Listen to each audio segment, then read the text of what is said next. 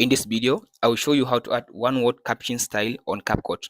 So after you open the CapCut, now here is my caption. Now select all the captions.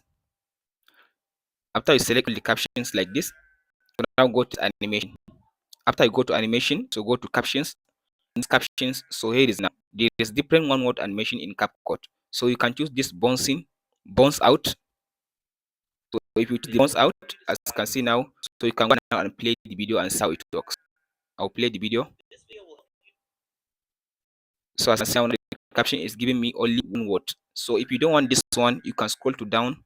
After you select all the text, you can choose this one word by word, but this will align the text in the middle. But if you scroll to down, you can choose this one again with the background for the words. So let's play the video and see. As you can see now, not only one word, but the background of the text is, as you can see now, highlighted. One, you can go ahead now and select all the text again. If you select all the text again, if you want to change, go to this caption, scroll to down. So you can choose this fade to. So you can play video and see how it works.